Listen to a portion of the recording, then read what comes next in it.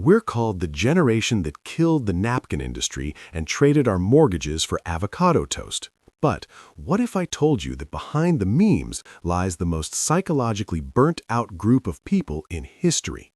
We are the last generation that remembers life before the internet and the first to have our self-esteem sacrificed to the algorithms. Buckle up, because today we're deconstructing millennial psychology and why we feel like we're running a marathon that has no finish line. You know, there's something deeply ironic about how the world views millennials. To older generations, we're entitled snowflakes. To Gen Z, we're the weird ones still using the laughing crying emoji and clinging to our skinny jeans. But if you look closer at our psychology, you see a unique and painful experiment.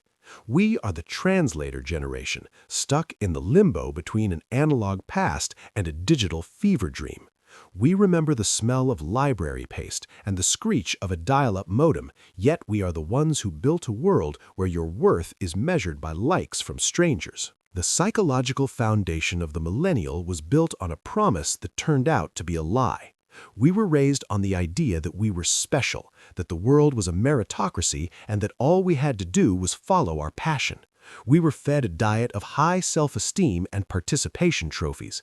But when we stepped into adulthood, we weren't met with a red carpet. We were met with the 2008 financial crisis and a string of economic collapses.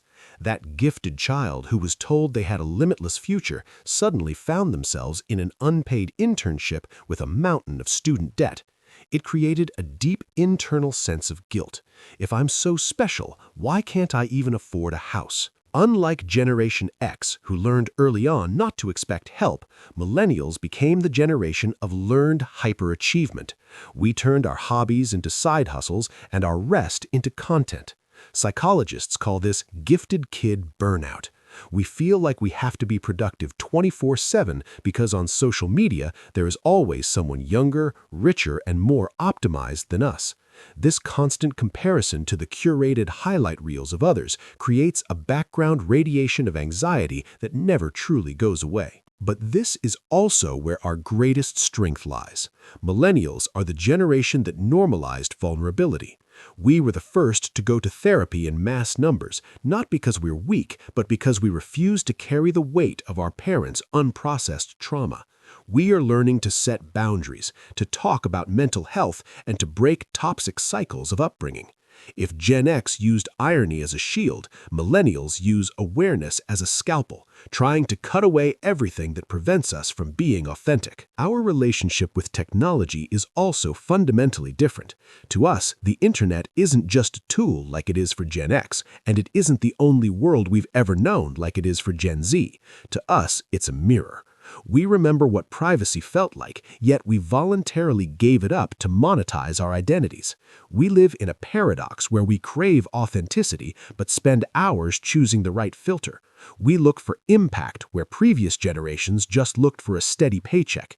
It isn't enough for us to just work. We feel the need to change the world, and that idealism is both our motor and our curse. Ultimately, millennials are the generation trying to heal themselves while the world keeps breaking. We aren't soft. We're the ones brave enough to admit that the old rules don't work anymore. We are building new meaning out of the wreckage of broken expectations, trading mortgages for experiences and status for mental peace. And while they might continue to blame us for the death of certain industries, we're busy with a much bigger task, trying to figure out how to stay human in a world that has turned everything into an algorithm.